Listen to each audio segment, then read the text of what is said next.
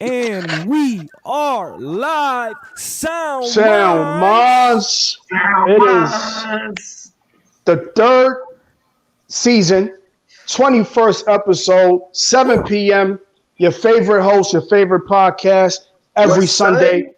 And this season is not going to be no different than the last, but I think honestly speaking, we're going to be more powerful. We're going to be more focused on a couple of things. And it's only right that we started the season off with a power couple that has been out there with an amazing, tremendous story, and more so an amazing, strong, tremendous, phenomenal family unit that I, kind of came across some time back. And I just kind of was amazed the whole time. And I want to thank our guests for being here today. We have the Thomas family, Kenny Clutch, aka the Dancing Dad, and we have Josie, his very phenomenal wife. And these are two people that I think we needed to start the season with, just because of how strong their whole unit and foundation is. So thank y'all so much for being here. We appreciate your time. We appreciate your wisdom, your knowledge, and everything that you guys are about. The genuinity that you guys kind of ooze off is amazing. So thank you so much for being here, y'all. Round of applause.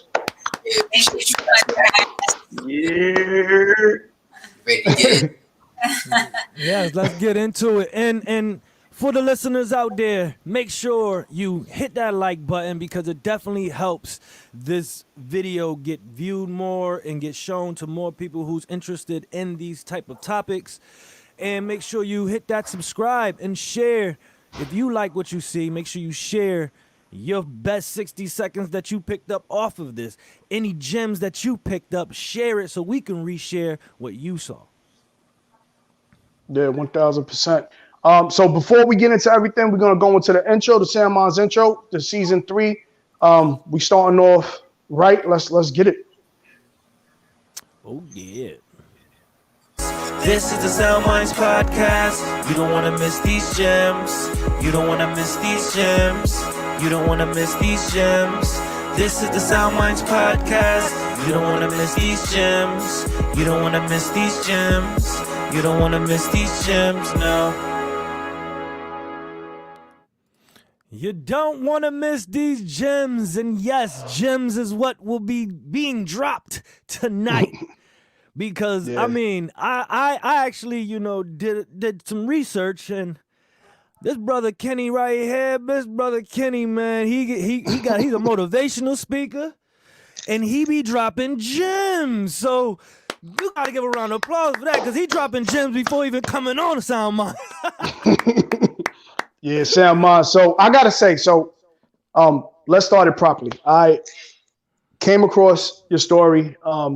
Especially with Kristian, and I'm gonna tell you straight off the bat, I am a fan of, very few people. I don't believe in the whole fandomism, and I don't believe in none of that. When I tell you that I am a fan of Kristian, like every step that he was taking, every time that he started to walk, whenever you guys are speaking and he's looking up, especially with you, Kenny, when you holding him. Kristian has his own show going on, and I love it so much.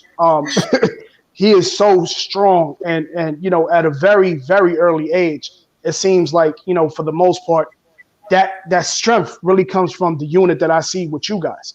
You know what I mean? I think that you guys kind of laid down the pavement of what it means to kind of build that type of foundation. And just watching his video when I first seen you dancing when he was in the hospital at a very early age, and we're going to get into it, but I can't tell you how happy I am every time you give an update and say, hey, he's this amount of days cancer free. He's doing, and it's just amazing now to see him kind of walk on his own and do things on his own when he was struggling, and he's a baby. And it's just, honestly speaking, if anybody, if I was to ever be asked, who do you want to meet? He's one of those that I'm like, I need to meet Kristian. You know what I mean? So I thank you guys. I thank you guys so much. We appreciate that. That's love, brother. We appreciate that. Yeah, we, definitely try to just give him an outlet to express himself, through dance and just, being a kid, and we see the impact that he has on the entire world, and everybody that, comes in contact with him, they see that there's something special about him or something special about, every person in our family. So we embrace that. And we're willing to, to do what we got to do in order to give the world something special every single day, especially in the times that we living in. I believe that, a little bit of positivity can, overcome any type of negativity any day. Yes. Wow. I mean, well, can we get into it a little bit and let's backtrack, because I don't know the full story, so I would love to hear this powerful story and backtrack on who's Kristian and your family. Are you guys ready? Yes. I'm sure you're ready. Y'all might want to strap up your seatbelts, and listeners, make sure you share this with your mama, your daddy, your uncle, your auntie, your grandma, your grandpa, your abuela, abuelo. Share with everybody that needs to hear this. Your stepdog, your stepcat, your step tarantula. I don't care who it is. Share with somebody because you're about to be impacted in a positive way. So the story goes like this.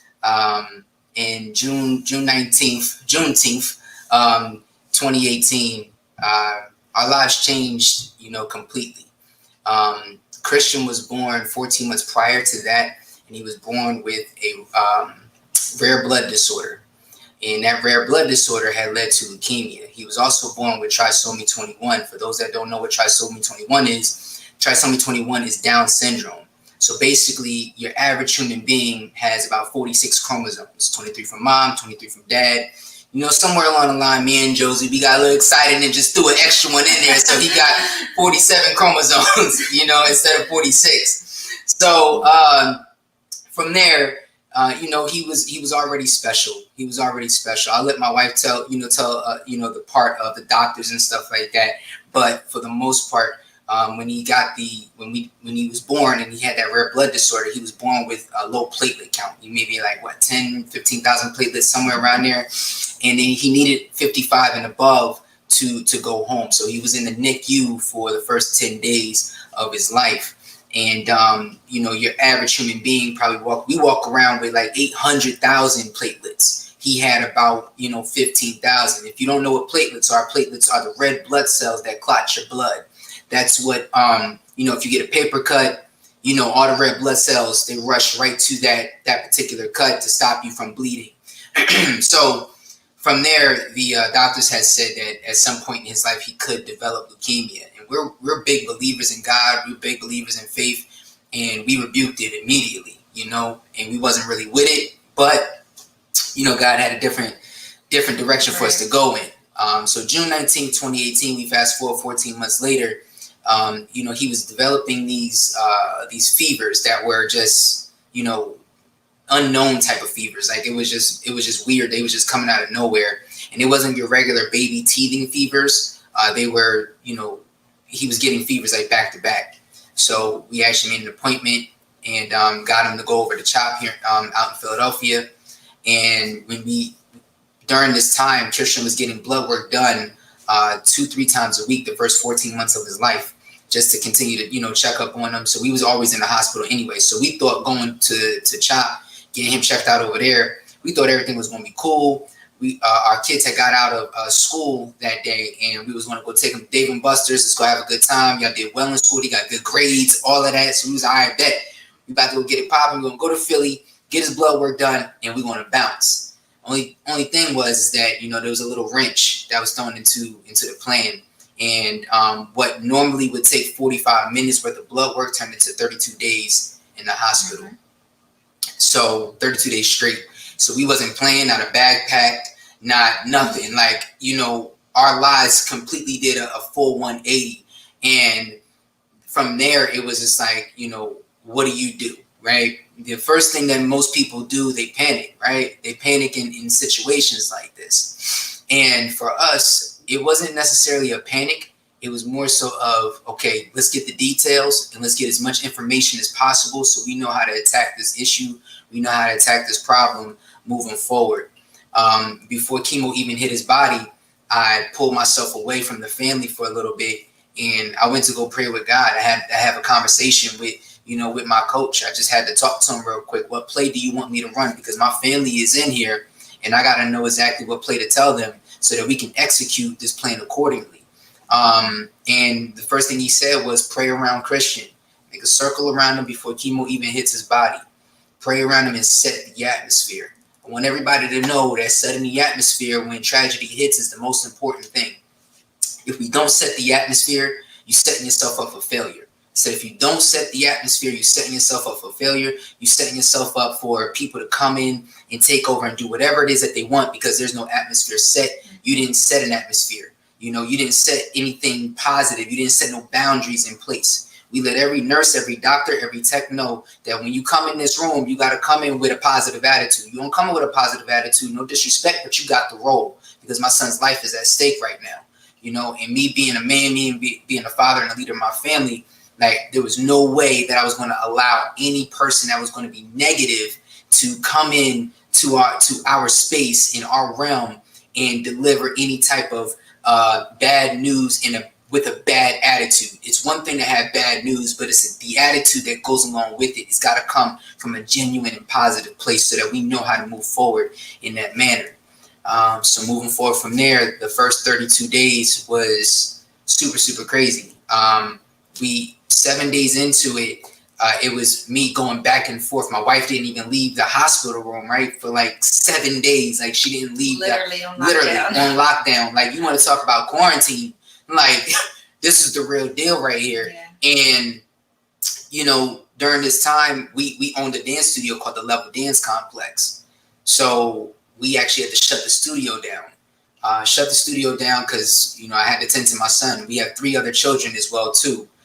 So we got an older daughter and 2 other sons. So it was like everything had to switch, put them in grandma's house. Our children slept on an air mattress, for the entire summer, all 3 of them on an air mattress at the grandmother's house, which was not the most comfortable thing.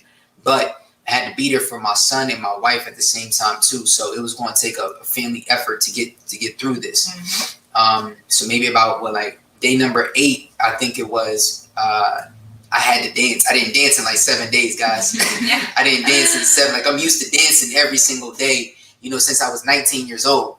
And it was like, this is the first time I didn't dance for an entire week. At least something, not a tut, not a lock. I wasn't doing nothing. And I said, babe, we need to turn on music because these therapists coming in here with these ukuleles and I ain't with that. Like we hip hop over here, baby. So I'm like, nah, like I ain't no disrespect to the ukuleles and nothing like that, but we don't get down like that. So it was like, look, like throw on some James Brown, give me some funk music and let's rock out and let's get busy. And he was loving it, y'all. He was loving it. His hands was moving. And he was just bouncing. And we was like, oh, Sam, I think we got something here. And we just wanted to make him happy. And we wanted to let our family and friends know that everything was going to be okay. So the first thing we did was just, dance with him. And our videos just started, picking up steam from there. People started loving our videos. They started loving what direction we were going in and how we were actually handling the situation. Moving forward from there, it was a lot of publicity that we started getting. Day number 32 came, and it was the end of the first round. But that was the biggest day of our lives. That's when the world knew who Kristian really was. Yeah. They knew who he was a little bit, but day number 32, when Sierra had dropped the Level Up song in the Level Up Challenge, that was the same day that Kristian got released from the hospital at 7:30 a.m. that morning. Doctors came in, woke us up. They said that your son's levels have went up 200 and rising. So basically, he didn't have an immune system for like 12 days straight. So had he gone out into out of that room, caught a germ or something like that, could have gotten infected, it would have been a wrap for him. Zero on his immune system. So it had to be 200 and rising. So Sierra came out with the song Level Up that same day. The name of my dance studio is called Level Dance Complex. I was like, you know what? This would be a cool song to do. His levels went up, so it kind of worked all together, And then we went ahead and did that song. About an hour later, after I posted the video, it was at 20,000 views. And then by the time we got home, it was at like 80,000 views. By the time I went to sleep that night, it was at 200,000 views. By the time we woke up in the morning, it was at 800,000 views. And then by the time I got to my studio to go train, we had hit 1 million views, y'all. 1 million views in 24 hours. Wow. Oh my God. Oh, now that, is that a first? Was that a first? Yeah, that was the first. Wow. And is that like what set the tone to continue to share or share? Yeah, that set the tone for everything. What really set the tone even more was when my wife called me. I didn't pick up the first time, and fellas, y'all know to pick up the phone when your wifey called. Pick that phone up, you know. Cause where you at? What you doing? Why ain't you pick up the phone? Like, you know. So it was like I picked up the phone the second time though, and she was like, "Sierra just reposted your video." So I was like, "Man, stop playing!" Like, nah, for real. She was like, "No, for real. Check your Instagram. Like, Sierra just reposted your video." You know, Holly Berry commented. Ludacris, you know, Russell Wilson, like Common, all these different, you know, stars, celebrities. It went crazy. And then the next day I get a phone call from the BBC News, Fox News, NBC, the Japanese news, the Chinese news, the Canadian news, Australian news, you name it. We was on every single news station in the world for the next 3 months. Like, everybody wanted to know about the dancing dad and his baby. And I'm sitting there like, who the dancing dad? They like, you. Like, so I mean, for the most part, man, you gotta credit Kristian for being who he is, a superstar that he is, without even, you know what I mean, like that right there. And you know, at the same time too, man, you're even now as you speak, the both of you, you see that energy. You know what I'm saying? Y'all see that purity where it's just kind of like, yo, listen, nah, this is not it's not a scam. It's not, these people are not, you know, when they go home and get off the camera, it's like, oh, nah, cursing at each other. And I can see the love that y'all have for each other and that family that you know what I'm saying? So shout out to you. You know what I'm saying? Shout out to the both of you for sitting there and taking something and saying, yeah, this is a battle, but in no way is it a battle in which we feel like we're going to lose. You know what I'm saying? You went into it with that thought process of, now watch this. Watch, you know, even with doctors and whoever said what they said on the flesh don't mean nothing when it really means, you know, God already has his plans. You know what I mean? So shout out to y'all, man. And I thank y'all for that type of energy, for that type of positive thinking. And it's funny because I've said this all the time, and I, you know, my whole motto is peace. Positive energy always causes elevation. You know what I'm saying? And I feel like you are the epitome of what that means, because you guys are sitting there and saying, well, watch us turn somewhat of a negative into a very positive situation with the way we handle our peace of mind and the way we put that out to the world. So shout out to y'all, man. SoundMinds to that. SoundMinds. Appreciate that. I like the fact that he said that they set the atmosphere. You know, setting the atmosphere is very important, and that hits home. You know what I mean?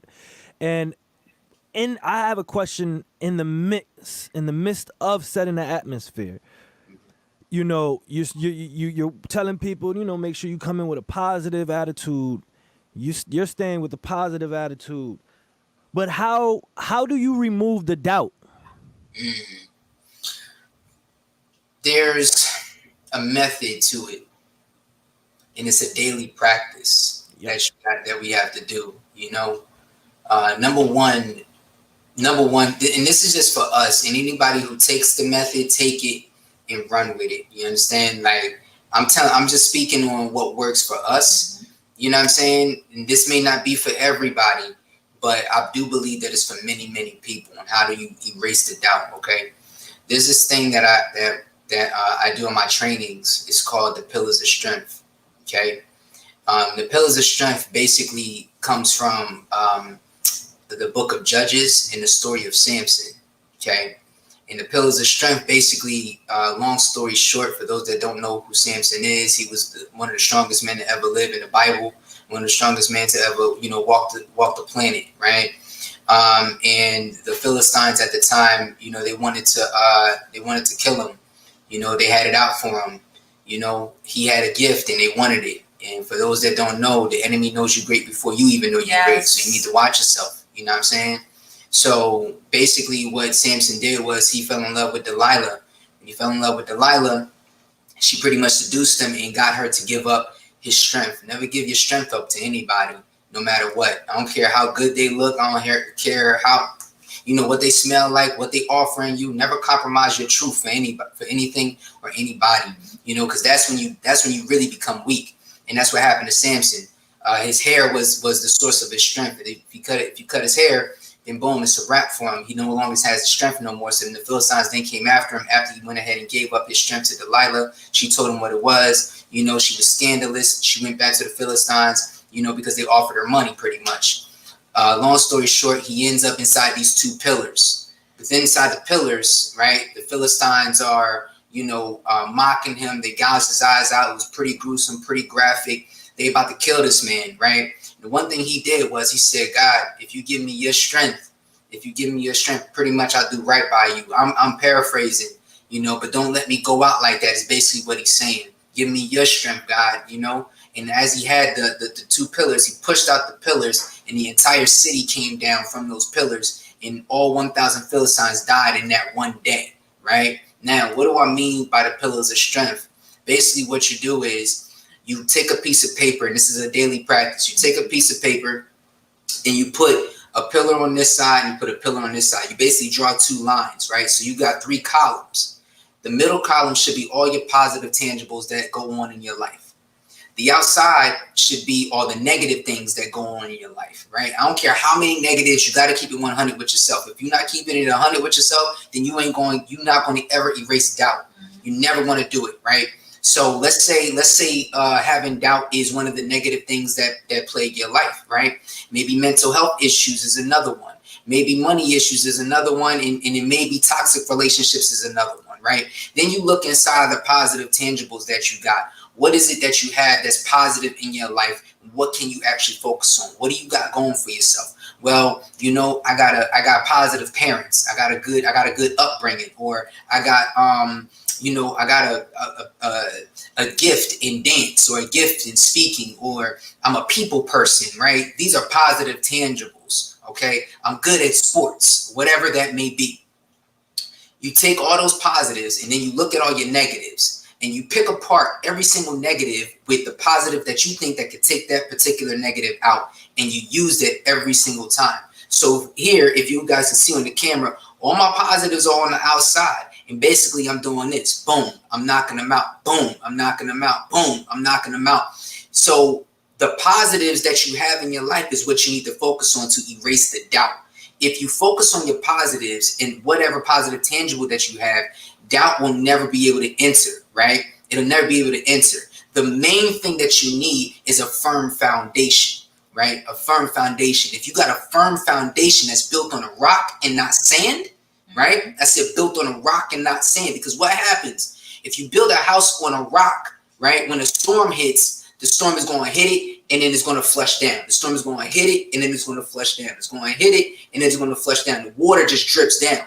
But if you build a house on the sand, right? If you build a house on the sand, the water's going to hit it and that house is going to crash every single time. And you're going to have to keep rebuilding that house over and over and over again because you got the wrong foundation, right? So if you want to erase doubt, build your foundation on the sand, right? And build your pillars of strength. Build the foundation, build the pillars, and stand on it. Completely. Like, I mean, and because standing on it is that making it a daily practice, you know, doing it daily. Wait, before we go on, could I just highlight that, brother? Yes. So for those who is just tuning in or are just a little bit slower, well, this is a new concept to them. You literally take a piece of paper. This is nothing that is out of reach for the average person. This could be loose leaf paper, correct? Camera, I kind of taught it the other day. So this is how I did it. So if you can see, like, this is just a little rough draft example. You can see your negatives and you see your positives in the middle. and then just like kind of weed them out. You can see where the arrows is going, you know, towards, you see the negatives the positives that's here, they're translating over to these negatives that's out here. And we're just shuffling them out every single day. My bad, go ahead. Yeah. Wow. Yo, Rob. Talk to me. Rob. We use 3 columns in our workshops with the youth.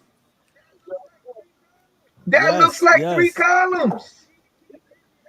He did this amazing life-affirming, healing, miracle-creating exercise in a framework that we know works with all ages. Yes. SoundMinds.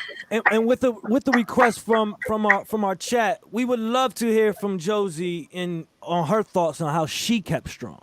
Yes. So honestly, for me, I'm very different from Kenny. Obviously, God made us all different.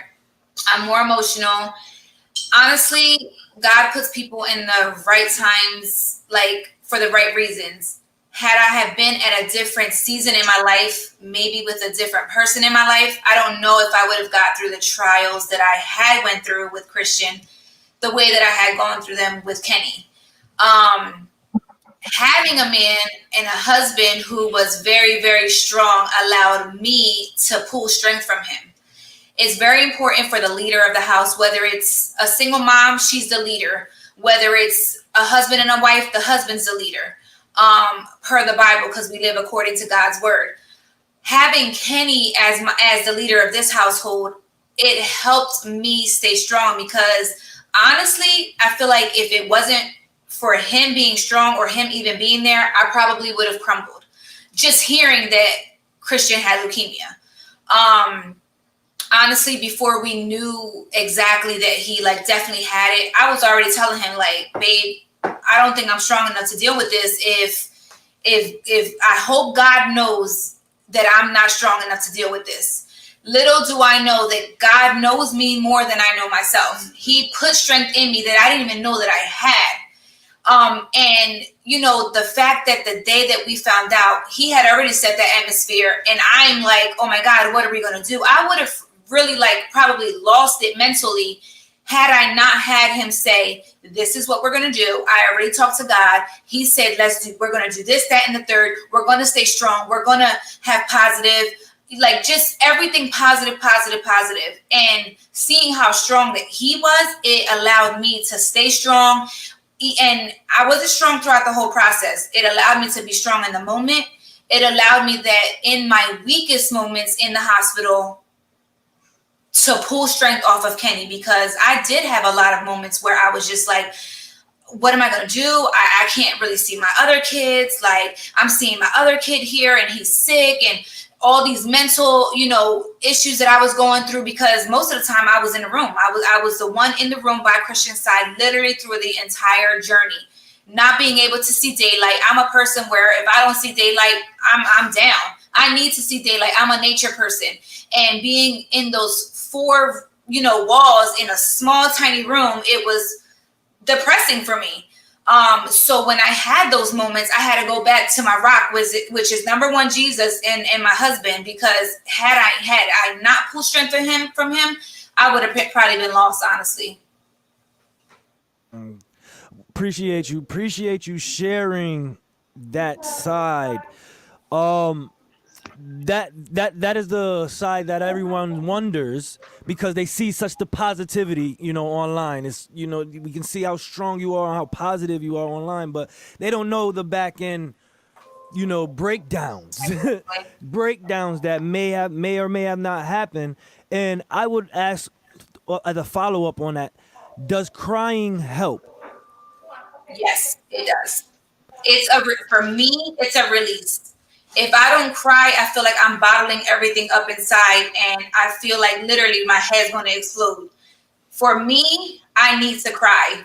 When I cry, whether it's on my knees to God, whether it's just to cry to let it out, either way, I have to let it out. I caught myself many moments, and you would probably think this is probably the most disgusting thing, but in the hospital room, You caught me many times in the bathroom, on the floor, on my knees, praying, crying. God, please help me. I need strength to make it through today. Just today, God, just today. I'm not asking you for the next week. I'm asking you for strength for today.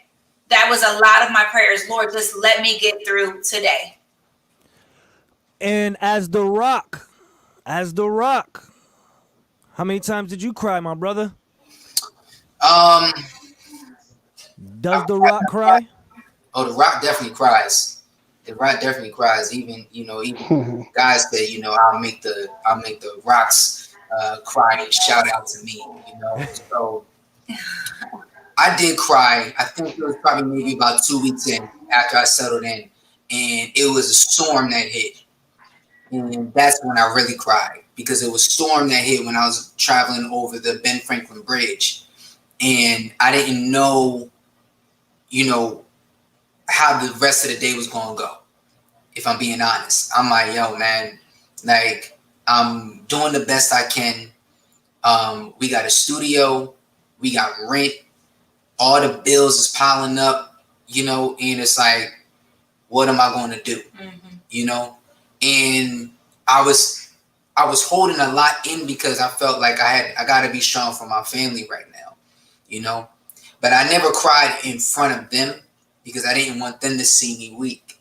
Not at that moment, and they've seen me cry before, but at that moment, it was like, nah, like, because I know at this moment right now, the enemy would want me to show weakness in front of my family. But what they needed was for me to continue to stay strong, because we both can't be crying here, like not in front of our children. They need to see one strong person, yes, out of us, out of this foundation. Somebody got to remain strong. So I just want to hit the SoundMinds gem, Rush Alman on the special effects editing. Bing! You just been hit with a gem. We both can't be crying here. We can both cry, but we both can't be crying here. We both can't be crying at the same time when we got people looking up to us. You could cry, I could cry. If I'm the man, it probably means you could cry for now. We both can't be crying here. It doesn't mean we can't both cry. Right, absolutely. I do got a question. Not to cut you off, Kenny. There definitely is a strong backbone of faith that I hear from you guys. Yeah. Were you always strong with that? Were you, for the most part, were you always well versed in the Bible and the preachings of God, or is this something that came from? Nah. Okay, nope. Speak on that if you could. No.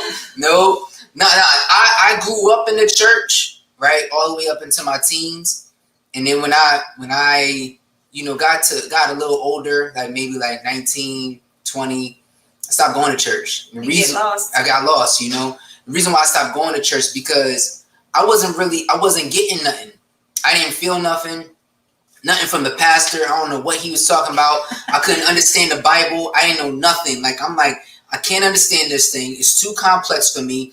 You preaching something and you don't even make sense preaching it. It just don't make sense. You're not putting it together. It seemed like, everybody got drama in the church. It seemed like everything a competition, or it's always about money, the collection plate going around 4 or 5 different times. And throughout my 20s, I ain't go to church. I went, when I went to church? I went to church when everybody else went to church, on Christmas and Easter. That's when I went to church, right? But what happened was 7 years ago, when I was 29, I'm 36 now. So when I was 29, that's when things started to change for me. It was a time in my life where I went through a breakup. I was going through a rough time in my life. Josie and I actually had just started, talking and everything. And I was at a point where I had to make a decision. And that decision was to leave my apartment that I was in for 4 years, or go back home to my mother's house, hit the restart button pretty much, at 29. And my car got repoed. I was losing money. I didn't have no dance gigs coming in. There was like a little recession going on at the time, so some of my dance studios was closing, so I was losing money. I went from making $85,000, $90,000 a year to making like $30,000 a year, you know. So I couldn't afford anything, you know, and I was barely making that, you know. So I'm scraping, and it was like I had to make a decision, and it was either I'm going to continue to fight my pride and my ego, or I'm going to put my pride to the side and my ego to the side. And basically, God was getting my attention. You know, I'm laying on the floor in my apartment and I'm saying, God, why? I ain't got no money. I ain't got this. Like, I'm screaming at God. Like, I'm really screaming at him. Like, I got a real big problem with you right now, God. Like, we got an issue, me and you. Like, and if I'm just keeping it real, like, I don't know if anybody else or whatever felt like this, but I'm keeping, like, everything ain't always going to be like kumbaya with God. Like, for real. Like, let's not play games or whatever. Like, we ain't never get mad at the Lord for a second, right? It's okay. It's okay. I want to say one word. A lot of people don't know Israel means wrestles with God. And the tradition that comes out of the Judeo-Christian tradition was not the one they taught us in slavery. The original tradition was to wrestle and question and ask God. And it's beautiful that you're showing that in a modern time. Your answers came when you wrestled. Because you didn't give up. You said, I love you, and I know you got the answer, and therefore you're getting this real energy from me. That is the way it's always worked, and we lost that in slavery. Yeah. Amen.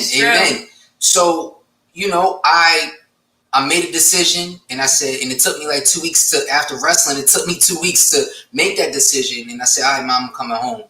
So came home. And then about 2 weeks after that, I get a phone call from my homie. He was like, yo, you good? I said, yeah, I'm good. Why, what's up? He was like, yo, I just saw your house on TV. I heard your house burned down. I said, brother, I'm in my house right now. What you talking about? He said, nah, B, like, I'm looking at your house right now. Like, you still live over there in Burlington? I'm like, nah, bro, I moved. He said, yo, son, like, turn on the tube right now. Your house is on fire. And I'm like, what? Yeah. So I turn on the news and I'm looking at my crib, the only one out of the whole block, the only one that got smoked up in flames. And you know what I saw? That was my burning bush moment. That was my burning bush moment where God was speaking to me right there like Moses. That was my burning bush moment where I was like, oh, snap. The old Kenny had died in that apartment. The old Kenny, all the ashes and everything that I was doing wrong in that apartment was dead and gone. And I dropped to my knees right there. And that's when, you know, me and my wife, we was looking for churches. And now we are proud members of High Place Church with Pastor Alvarez and Sharice Alvarez. And we've been there ever since, man. And that's where 6 years now. And we learned, they taught us the Bible front to back, left to right. And we still learning to this day. You know, there's so much to learn, and you know, and we give them a lot of praise because they really took us under their wing and mentored us and really taught us the way on how we should move in the world. I want to really you know what's crazy? Oh, my bad. No, go ahead, bro. Go ahead. I was gonna say I was gonna say, man, because. Let's go. Hold on. Latency. Stop messing with me, man. They're fighting politely. Nah, you go first. You go first. Now, yeah, go ahead, bro. So real quick, I just wanted to say it's imperative that what you just said right now, because similar to you, it seems, my mother was definitely, rest her soul, my mother was definitely heavily into church, you know what I mean? And, so Catholic, came up Catholic, and, everything that you kind of learn, like you kind of learn how to, there was a couple of things I had issues with, you know what I'm saying? My name, light skin, is living it through every situation known in nature. That's based off of the fact of everything that I went through since young. I kind of grew this anger of confusion. You know what I mean? Because you go through church and you're like, well, damn, if we're practicing this and we're putting this to practice, why is it that it seems like those that are the most humble, the best people that, quote unquote, the best people that we can be, why is it that they get tested the most? And then on top of that, when you go into these buildings, you know what I mean, these churches, there's a lot of people with flesh that practice supposedly what you're learning, and then you start seeing them on different levels of, damn, you in church to gossip about somebody? Damn, hold on, the preacher, that offering plate goes around so many times, but you know they live in tax-free and they doing things. Why is it that poor people are told to give 10% of what their earnings are multiple times, and you out here just giving and giving and giving? And then so it was a lot of things. And then on top of that too, I think one of the most vital things is the indoctrinated thought that goes into religion of what was from slavery to what is the pure religion of what, you know, what we should be learning from God and the Word. And then you start looking, it wasn't but probably about 4 years ago where I started looking at the picture of Jesus in our, you know, Black and Latino homes. And I'm like, yo, why is this dude the same image of the oppressor? You know what I mean? And then that's when you start thinking about certain things. So you're right. And I think what you just kind of exhibited right now is the fact that it is so vital, even with education and with our youth. And that's why I'm so heavy on what we do for our youth needs to be pure at all times, because you never know when you could change the outlook and the perception of what something is. You know what I'm saying? And I know with me, like going through religion when I was younger, when you start getting older and start questioning things, but then you told, now you can't question that. That's on God's hands. And I'm like, well, damn, I would like to have a say in that. You know what I mean? So, but what you're talking about is that faith, but not necessarily just from books and from people teaching it from you. It's more so, this is what I need to practice and put to practice. And this is the foundation that we being built on, not on lies, not on any type of deceit from anybody that is preaching the same thing. Is more so taken from what it is and putting that purity back into what it is. You know what I mean? So thank you for exhibiting that. That's what I wanted to say also. I basically wanted to commend them for that practice. It's the practice of faith. Whatever faith that you believe in, you know, it's that practice is what brings that connection and keeps that connection, you know, with your higher power, with that higher source, you know, and you're literally exhibiting that right now. And you're even every other word, you make sure you shout out God first. Amen.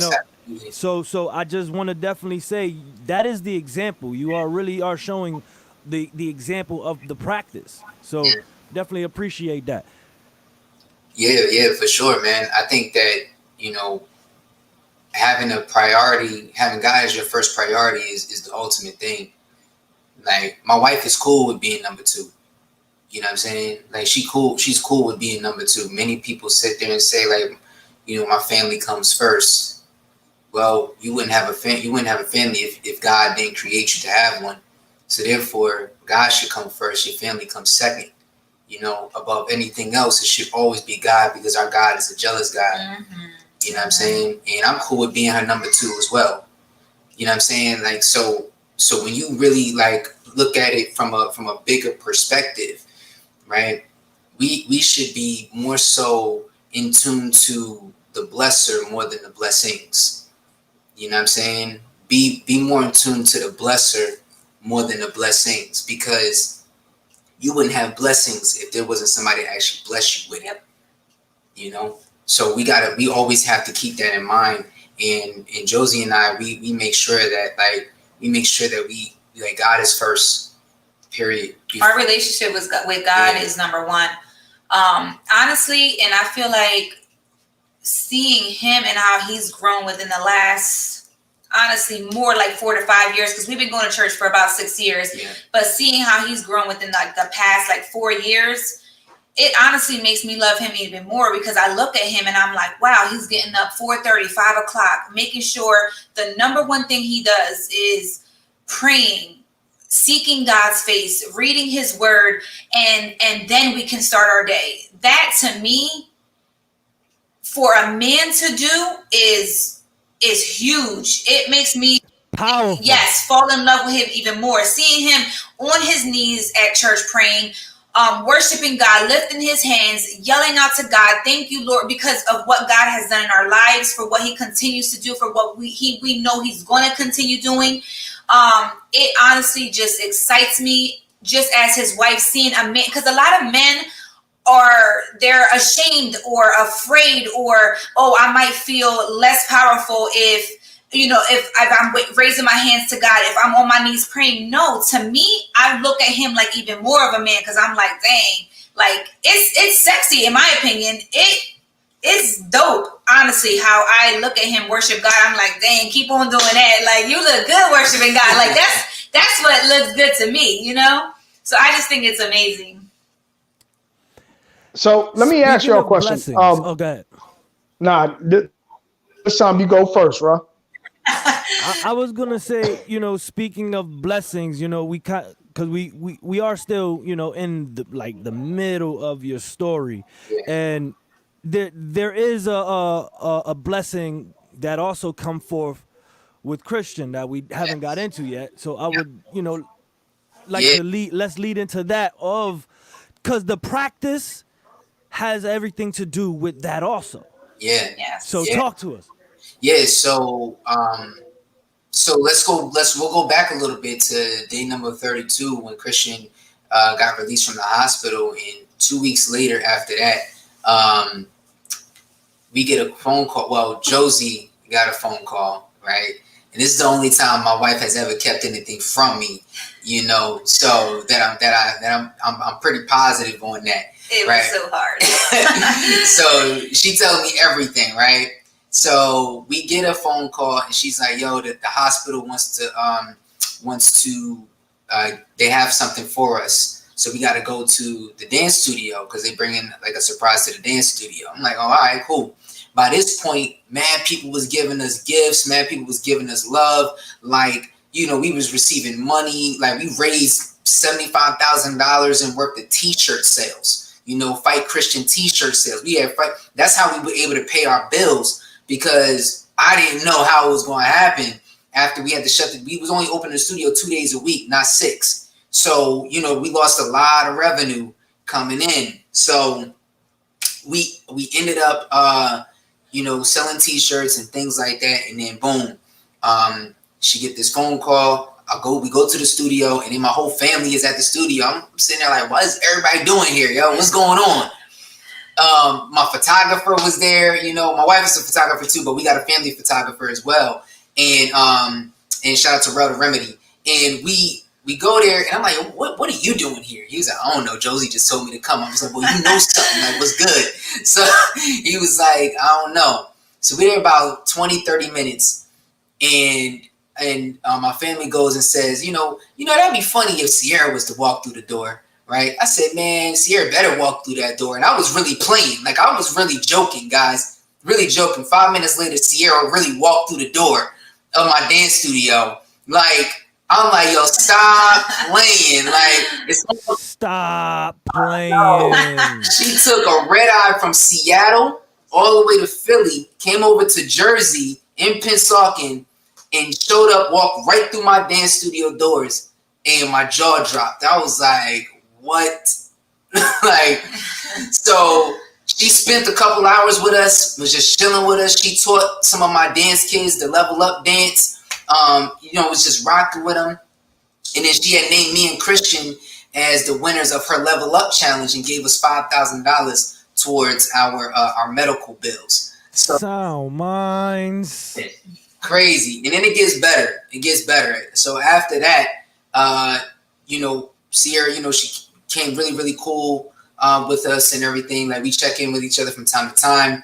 And after that, Steve Harvey hit us up, So my man, Uncle Steve, we call him Uncle Steve. So Steve Harvey hit us up, brought us on the show, and they got another sponsor to help us out with another couple $1,000s to help us out, which was super, super awesome. I think it was another $5,000 that we got from them. And after that, Kristian just kept getting better and better and better, right?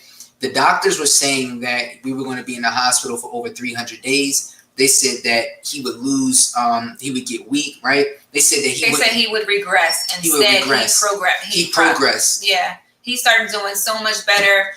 Before we got to the hospital, he couldn't even really sit up. By the time he was in there, his first week, he started sitting up.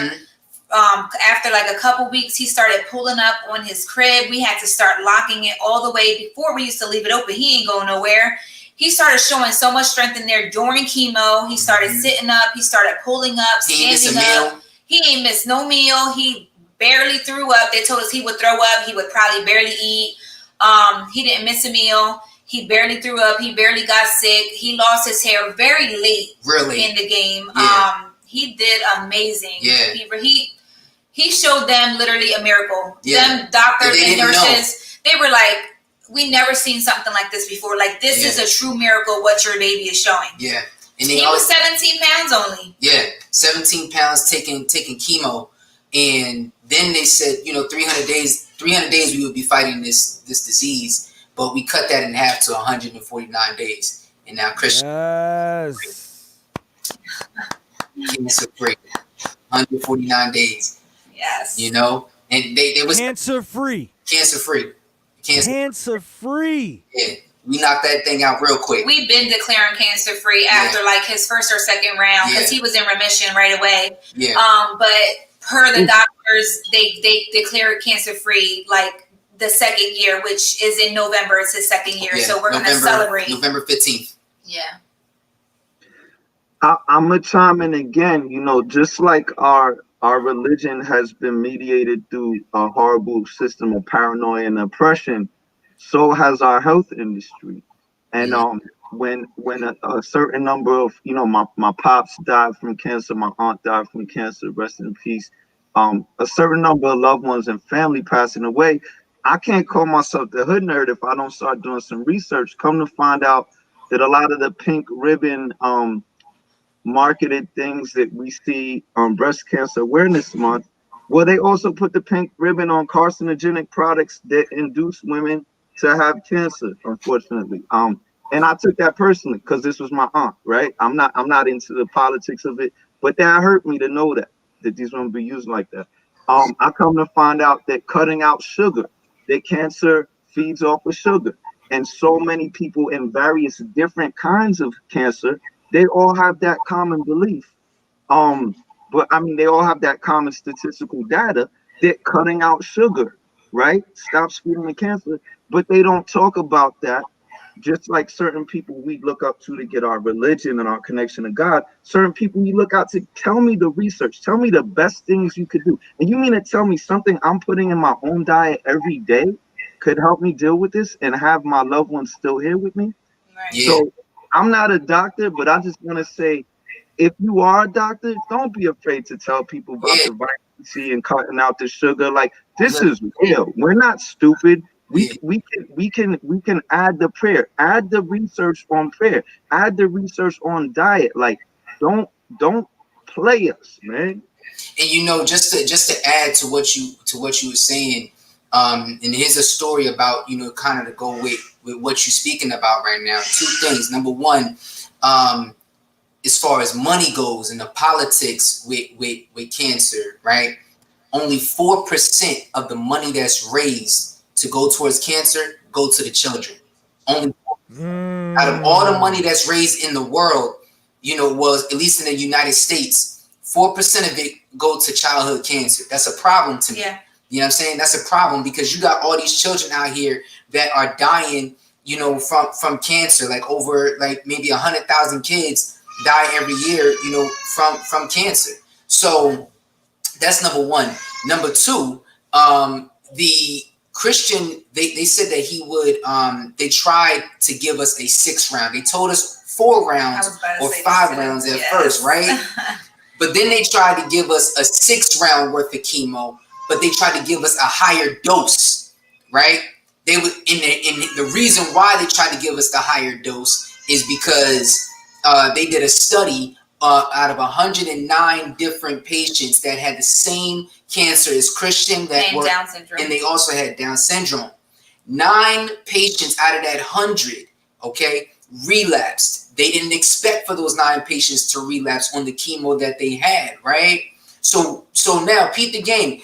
We not mathematicians here, but that's a 90% survival rate, right? So what we talking about? So out of the 9, right? I believe it was 8 of them that passed away. 1 of them relapsed and survived. So you got 101 that actually survived the cancer, right? So they send out this letter to all of the parents, like we're cars and we got bad wheels or something like that, or bad tires. They doing a recall of all those parents that, or all those children that had that cancer. We got to give them a 6-round high dose chemo. Now, here was my question, right? They came to my wife, and I'll let her tell that part. Yeah, I need to speak on this. Yeah. Go ahead. Go ahead. Oh, well, I'll say this part. they came to my wife and they told her, what was going on, but she'll speak on it. I asked the question, so it's going to be 15 times more is what you told my wife, more than what he was getting? Oh, we made a mistake. It's 30 times more. 30 times more. 30 times more the chemo of the poison you want to put in my son? Nah, this is my Oh, hell this no. is my thing. I'm so like, I know that God puts a certain parent with a certain kid for a certain reason. Yeah. He gave us Kristian for a reason. It is no mistake at all. He gave us Kristian because he knows that me, as his mom, I have a voice. I have a mom. I'm not afraid. I'm not ashamed. I'm not the type to be like, oh, you're a doctor. You know more than me. Go ahead. You go ahead and do what you want with my son. No, she came to me and was very manipulative. How she worded it to me was very raw. Oh, I think we're going to give Kristian this 6th round. It's going to be high dose, and we're going to give it to him because there's all these kids that are dying. Like, she said it flat out. Like, there's so many kids that are dying to have Down syndrome. And I have God. The Holy Spirit lives inside of me. So instantly I felt this, like I got punched in my gut, and I was like, hold on, this does not sit right with me. I instantly just felt this, no. Absolutely not. You're not doing it. I let her talk. Okay. All right. I said, I don't think we're going to do it, but I'll speak with my husband about it. So my husband came, we spoke about it. He felt the same exact thing that I felt. Instant. No, it's a no. We prayed, fasted for 3 days, right? Yeah. Our pastors fasted with us. A couple of the members from the church fasted with us. And there was one day that I literally broke down in a bathroom like, Lord, I don't know what to do, because in your mind as a mom, as a parent, you're like, what if I do and this happens? But what if I don't and then this happens? It's like your mind plays games with you. And I felt like the enemy was trying to make me feel fearful. So I was like, Lord, what do I do? But the best result comes from praying and fasting, which is why we wanted to do that. So I'm on my knees during a time of prayer and fasting, and instantly the thing that they give us for his treatment plan, it's called a roadmap. And instantly I hear God say, stick to the roadmap. If you had a map and would you go that way or that way? Would you just, like, if you lost the map, where would you go?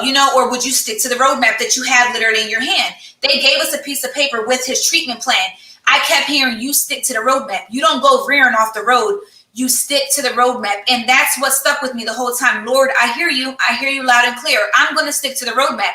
I don't care what these doctors say. All the questions I had as a mom, because I ask a lot of questions, and if you can't answer them that has to do regarding my son and his treatment, then A, I know that you don't even know what you're talking about, and B, it's all about the money. It's all about this. That's what they want. So they was really trying to get more money, and you're not going to use my son as a guinea pig. So all the questions I had for her, let me see. I'm going to go and Google it. She was literally in front of my face. She was on the computer looking up stuff. She couldn't even answer the questions that I had.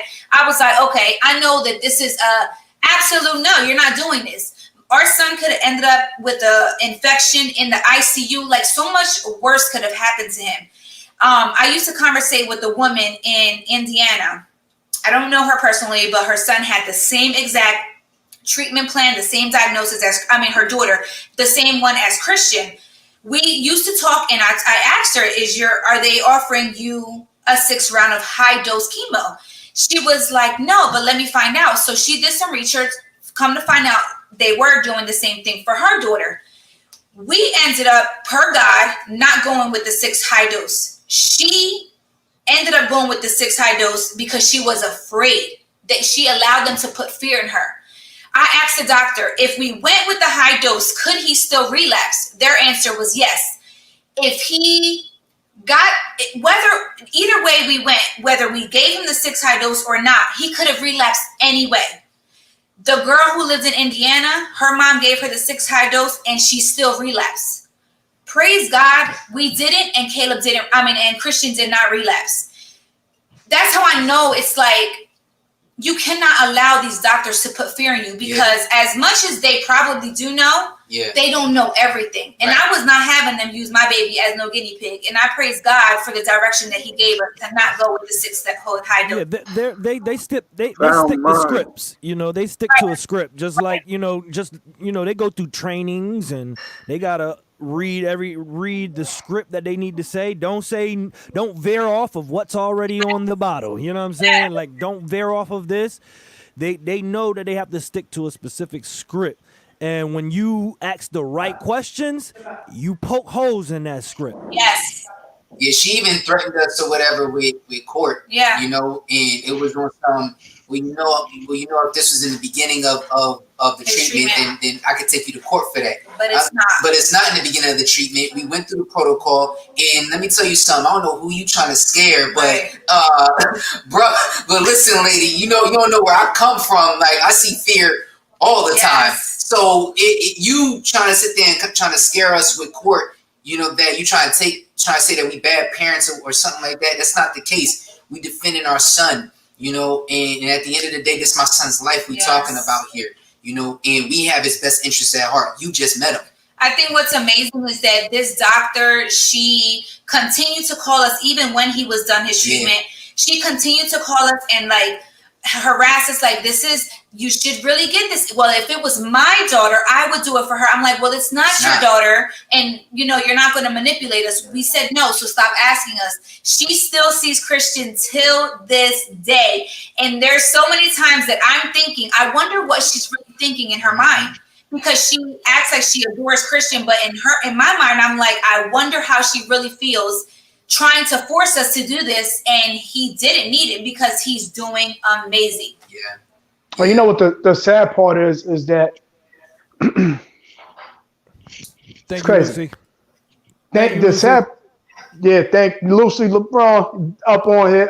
The sad part about all that is that doctor or that nurse or whatever role she plays, she's the regular 90% of the world that is nothing more than puppets doing the puppeteer's work. You know what I'm saying? And it takes there's a very small percentage of people, and it sucks because it's doctors, nurses, youth workers, those who work in the field, policing people.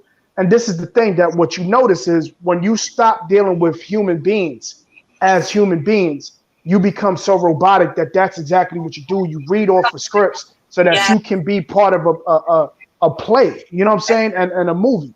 The sad part is that if we were to officially say, hey, let's go back to helping humans as humans should be helping.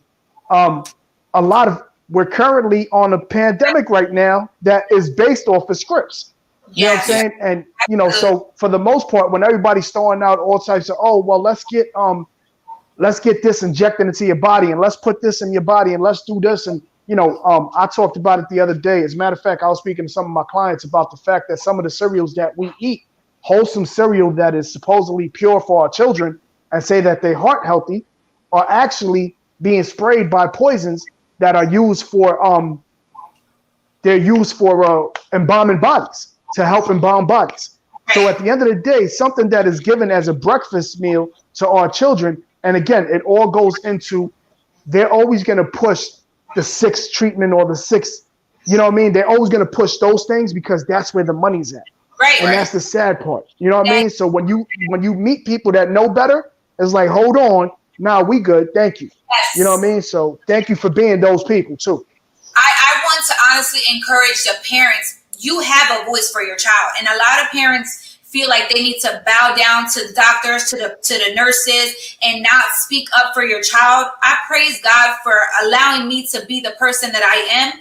I have a voice, and I will use it for my Kristian, because you will not try to use him for anything as if we don't have a voice, because us as parents, we do have a voice. We need to start using it.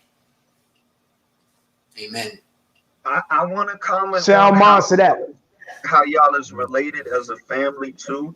You know, it's like there's no doubt in my mind, heart, soul, body, or any form of me that what y'all was doing, first of all, with the dance, with the movement, with the energy, with the universal language, you know what I mean? Besides even debating with people and researching, y'all had a certain vibration around you that your child was also within that vibration, and that's another thing you wouldn't get from other parents.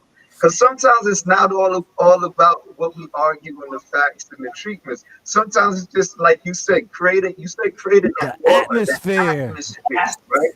And I realized as you were saying that atmosphere is like the words of it is atmosphere. So when you create your own atmosphere, you're saying at most we'll fear this, but we're not gonna fear that his parents is gonna not love him, right? At most, we'll fear everybody else in the world, but at most, his parents say, at most, we'll fear nobody else want to dance with him, but we know we always gonna dance. So when you create that atmosphere, you create a ceiling on how far the fear goes, too, right? And then you mentioned the fasting, and that's another thing that I didn't even want to get into, but that was like the number one thing on all these cancer research studies, right? Even before sugar, well, cutting out sugar is cutting out the worst of what you're eating. But when you cut out eating altogether for a second, in addition to spiritually, right, which we know, physically, cancer is old cells that continue to feed and grow, and we're feeding them. And when you let some of these cells in your body die, y'all, new cells grow back, right? Humans have never had access to so much ongoing food all times in the day, and our bodies ain't even used to that. You know what I'm saying? Now, Right. I know I'm talking more for older folk, but I feel like if you put that all together, the fact that y'all as parents was fasting for yourselves, your child being in that vibration had a family that was telling the cancer, we are holding back. We're not a consuming. We're not feeding into that vibration. So whether it was what the doctors were putting in the baby or what you were doing as a parent, I just feel like there's some sort of connection when your family members are in on something with you. The rest of the family also gets that vibration somehow. Oh yes. Oh, yes. Agreement is so important. Yeah, Being in agreement, becoming one, that is so important. absolutely. I think that, you know, with Josie and I, we have always been in agreement, you know, and even if we have a disagreement, we attack the problem, not each other, you know. And what many people don't realize is that the enemy is going to always try to attack you inside places where you're not knowledgeable at. You know what I'm saying? He's going to sit there and dwell in places where you tempt you in those spots, in those areas. Maybe you battling depression, maybe you battling something, some sort of stress or anxiety, and he knows what triggers to pull from, you know. So we may have a disagreement just like all couples do, right? But what we do is we attack the situation. We hear each other out to then come back into an agreement, you know, because we're a unit at, you know, first. You know what I'm saying? Like we're a unit, like we move as one. We're one body right here. You know what I'm saying? Y'all may see two people, but technically we really just to go on that tangent real quick, because we all got kids and spouses. Were you always like that? Because y'all so transparent and honest. Was you always like that? Because a lot of us is like, we want to be more like that than we are, even if we on the path. Is there techniques or strategies or hurdles you went through to say, you know what? We're hearing each other, but we're not really hearing each other. Can you give us a three-column approach to really hearing each other? Honestly, not in the very beginning, because in the very beginning of our relationship, we knew of God, but we didn't have our relationship that we have now with God. And not only that, but when we first started dating, we're still two single people. It is not until you're actually married till you become one. And when you're one, it's not just us two. God is actually in the center and now involved. So we live, move, act, speak according to God's word, to God, what God wants us to do. So in the very beginning, no, until we started having an intimate relationship with God is when we started being like, okay, we can't really act crazy in the arguments that we used to before, or if we used to be, oh my God, our arguments before, they used to go hours into the next day. And now it's like, oh my God, like, then Jones is over real quick. Because we have that understanding with each other. We have that of who are we? Are we pleasing God in this argument? Yeah. Are we being, out of character to show God's love and mercy or forgiveness? Like, what would God do in this situation? Right. We had to learn that. Yeah. We really did. And it was not easy. It was a tough journey. I give you guys an example.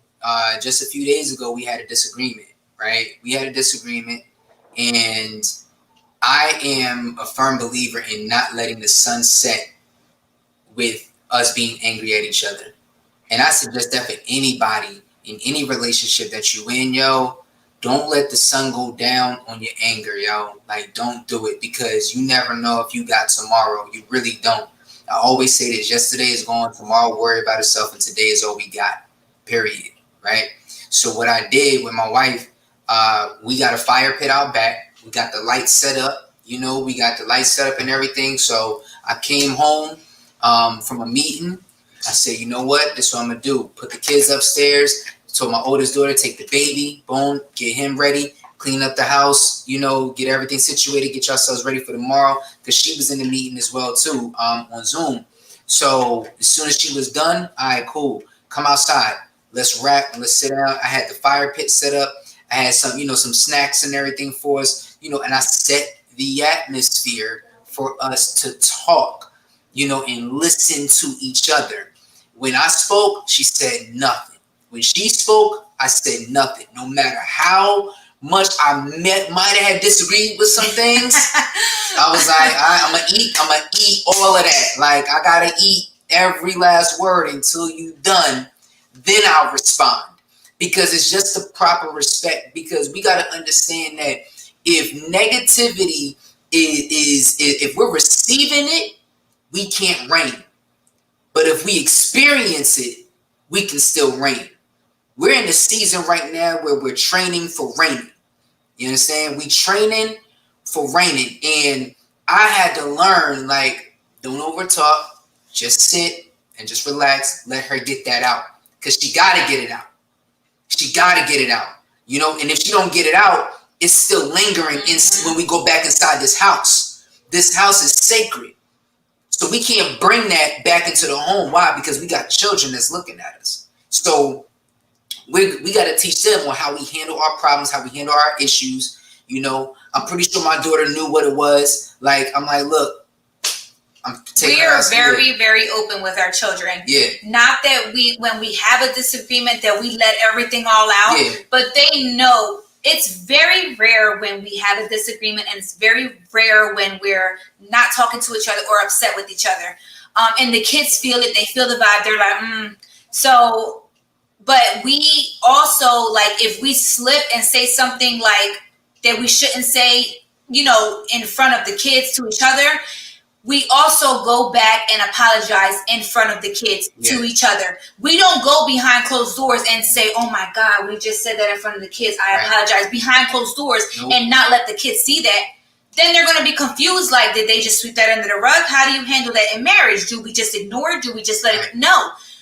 What they see, we go back and we correct it in front of them. We allow them to see our humility and, us humbly being like, babe, I apologize. I'm so sorry. You know what I mean? They have to see that as well. I know what you mean, but I feel like y'all should actually have a course. Do y'all already have a course? Well, right now. Okay, because this COVID, online education is the new norm. And y'all are experts. And this has everything to do with being with each other, like how we are in COVID. We're around each other even so much more that we need these lessons. Like, after this podcast, I'm about to go kiss my wife and love my wife some more, even more. You know what I mean? Look, I'm leveled up. I'm coming off of this level. You know what, though? Also, another thing I was going to say, two things actually, is one thing I say. The more simpler thing, I tell all my clients. So I'm a director of an employment program. And one of the things that I tell my clients is you have 2 ears, 1 mouth. Do double the time listening and less time speaking. Speak whenever you have absorbed the information that you have to strongly enough make a stance for yourself. So that's 1.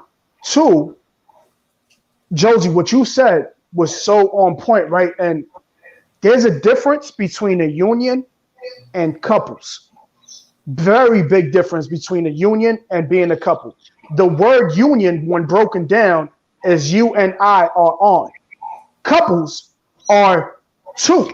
So yeah, you're a couple when you're 2 people, but that means you have different thought patterns, you have different identical identities, which is great, but there's not a committed feeling of the difference between that and a union. And that's why a lot of times a lot of couples don't necessarily may not last, because they don't think in the thought patterns of, no, we're one. You know what I'm saying? A lot of people will say it. They'll sit there and be like, nah, we're marriage, we're one.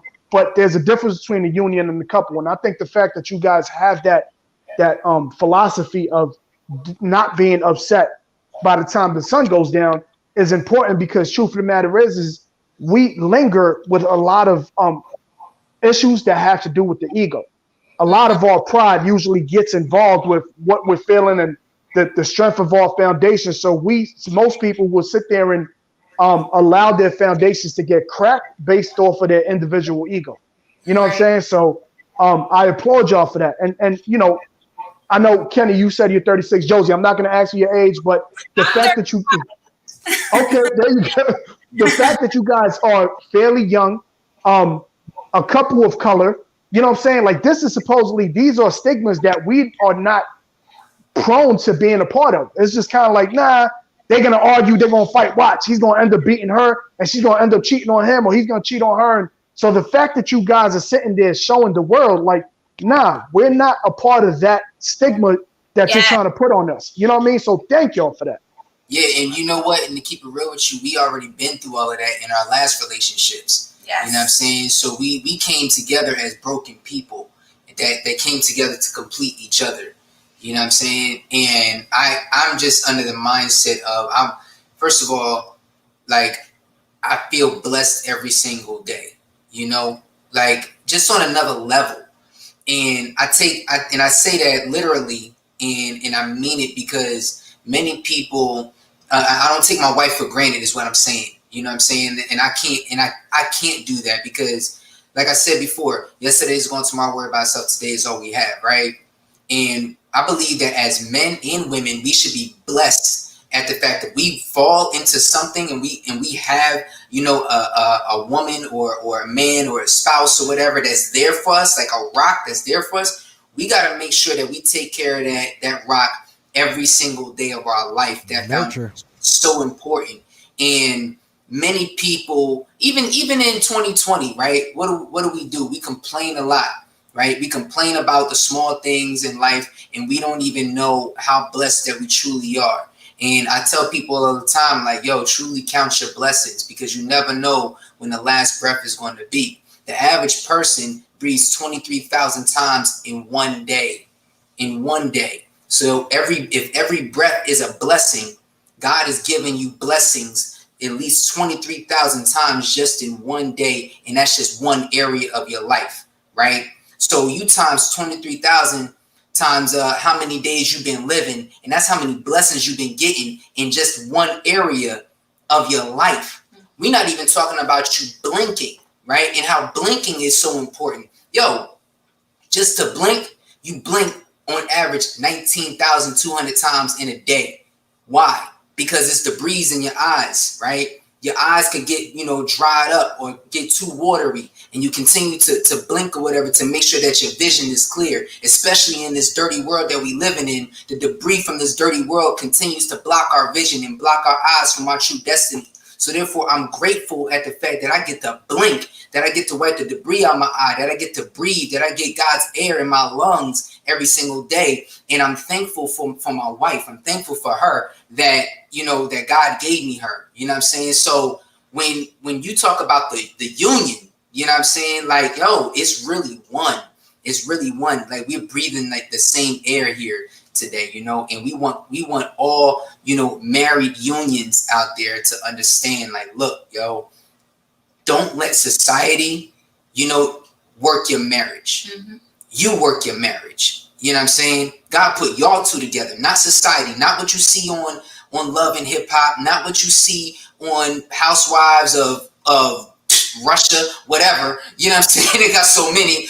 You know what I mean? Not what you see. That's not real. That's scripted.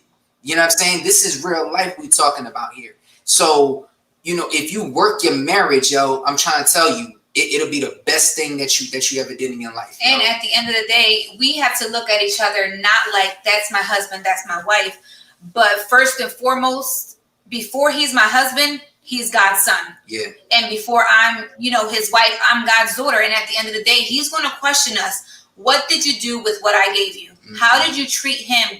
I gave you this blessing. How did you treat him? Before we had a lot of issues because I used to always listen to react, not listen to understand.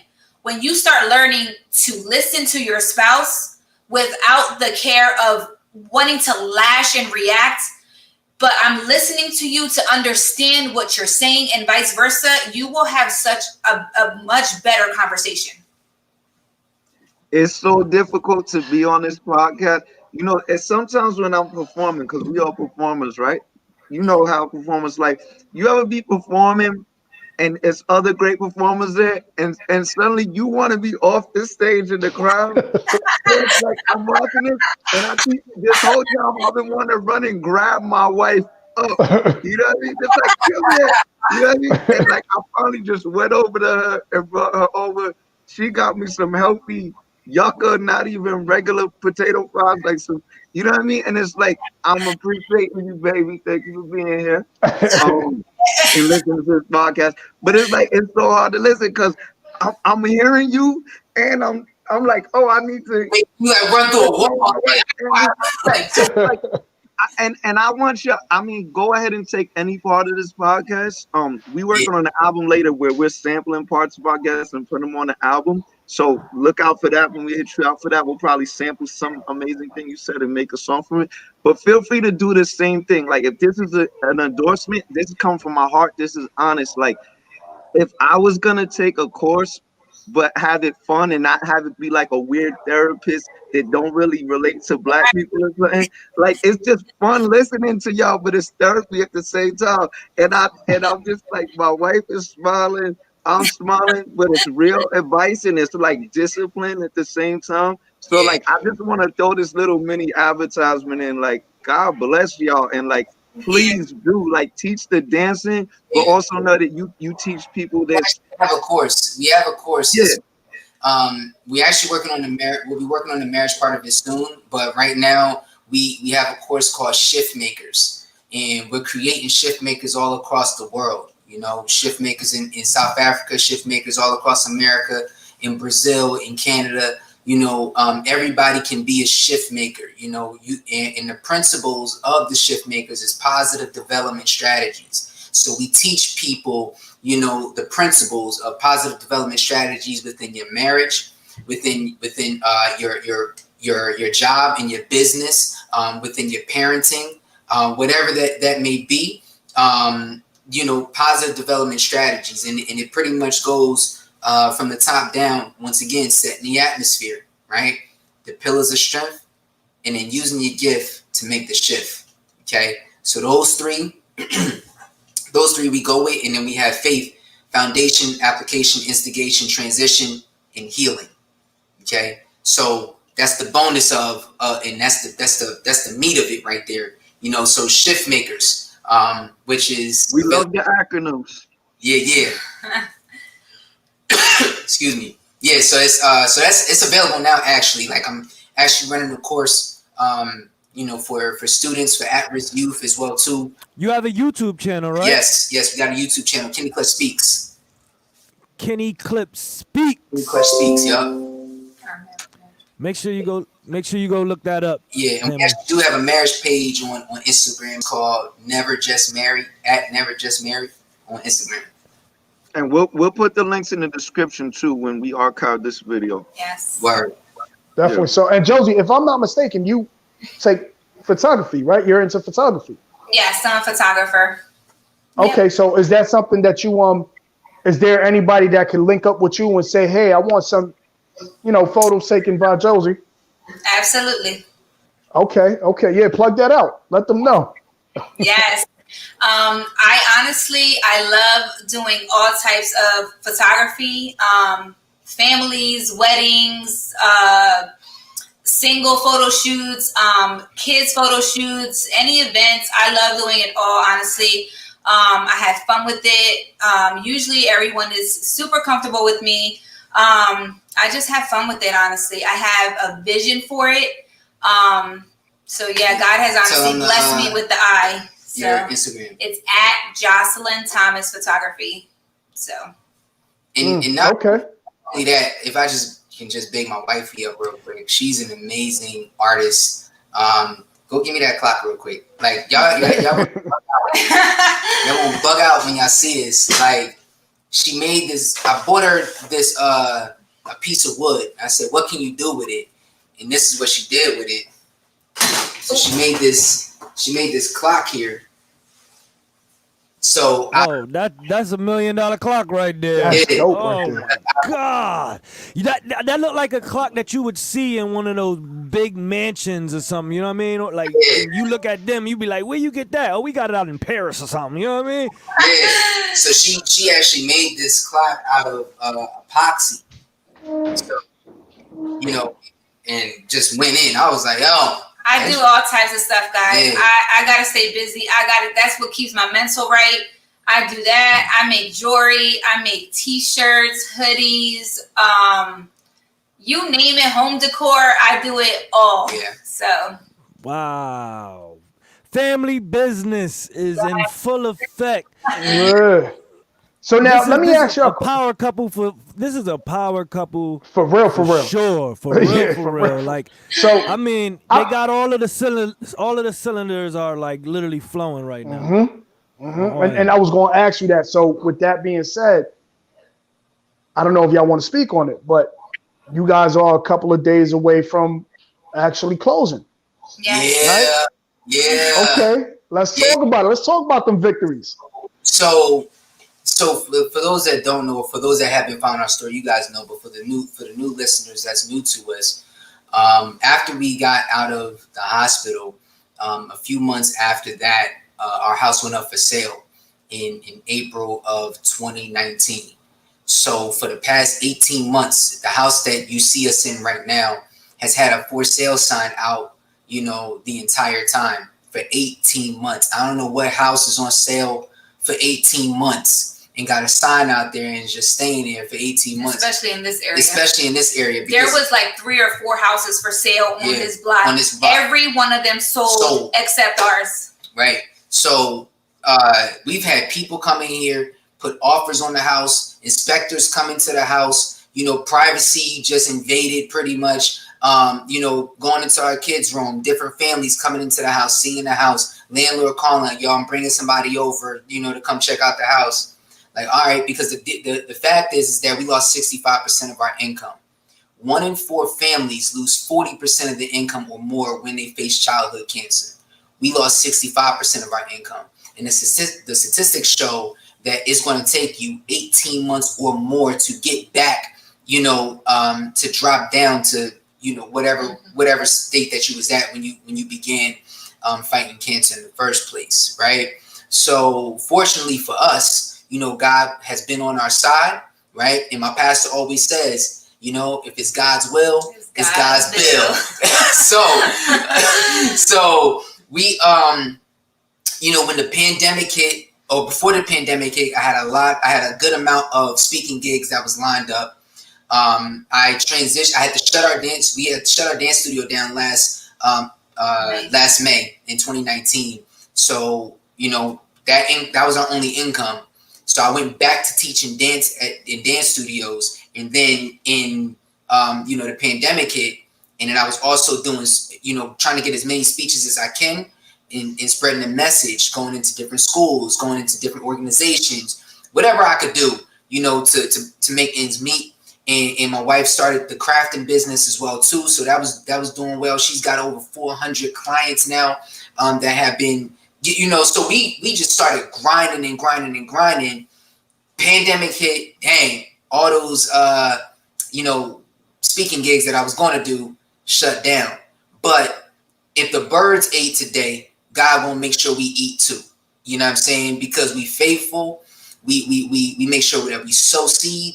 The birds don't even sow seed, but we do. So we just kept sowing and kept going and kept moving, and continue to get opportunity after opportunity to put ourselves in place. God told me to focus on relationships. Don't focus on the money, focus on the relationships, right? At the beginning of this year, guys, I got a whiteboard that's right here that you guys can't see right now, but under the whiteboard, I put like a little like a little diagram up there. It says "Led by God in Jesus' name," right? And under that, it's a bunch of other bubbles that's going around. And under that, it says 2020 goals. It says purchase the home that God has already chosen for us, right? So now we get to August, and mind you, we don't have any real consistent income coming in that we could show because we independent contractors, and the bank wasn't really going to give us a loan, right? So once again, God said, focus on your relationships, right? So it ain't about what you know, but it's about who you know. And fortunately, we know some people in some really, really high places that pull some strings for us. We were able to get approved for a private investment loan. And the only hiccup was that we had to come up with a much larger down payment than we would if we was to go the traditional route. But we ain't got a traditional God. So therefore, it was just going to be different for us. You know what I'm saying? So we had to come up with 25%. My wife just found, and that's actually a blessing in disguise, because that means less interest along the way. The more you pay up front, don't be fooled with them easy low pays up front. So we ended up 25%. Is 25% was what we had to come up with. In total, it was about $40,000 for a down payment, right? And praise God, yo, that thing is coming in like Flynn. And days away from closing the deal on this home. We had came up with about half of it by ourselves, and then we put up a little fundraiser, to our friends and family. Like, look, if you could help us out, get the rest of it up, let's make it happen. And it's happening, y'all. It's happening. Like, we are just days away. This week we will be closing on this home, and we will be home. SoundMinds. We will be homeowners.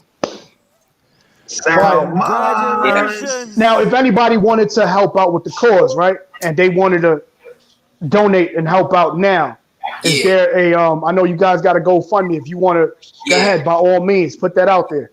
If you guys want to help out, they can actually either go to the link in my bio on my Instagram page, and it's the first link that pops up on my flow page on Instagram, or they can Cash App $F Fight Kristian. Okay, Fight Kristian. Christians with a K. Christians with a K. So FIGHTKRISTIAN.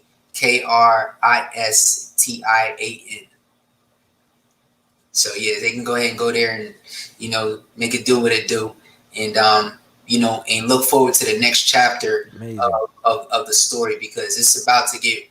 Can I floss for a little bit? It's about to get real. Yes. No, talk to him. Look, you gotta let them know. Let them know what's coming. It's about to get really real for the world, man. Because I really feel that, and I'm claiming this in Jesus' name, because God has really set us up. Like, not only are we about to show what God can do, with just a little bit of faith, you know what I mean? But we about to show the world, something different. It's about to be a shift. It's about to be a huge revival that's about to take place. I'm trying to tell y'all, people got to get on their P's and Q's and get their study on, because right now is the time to really invest. People thought that 2020 was the worst year ever, right?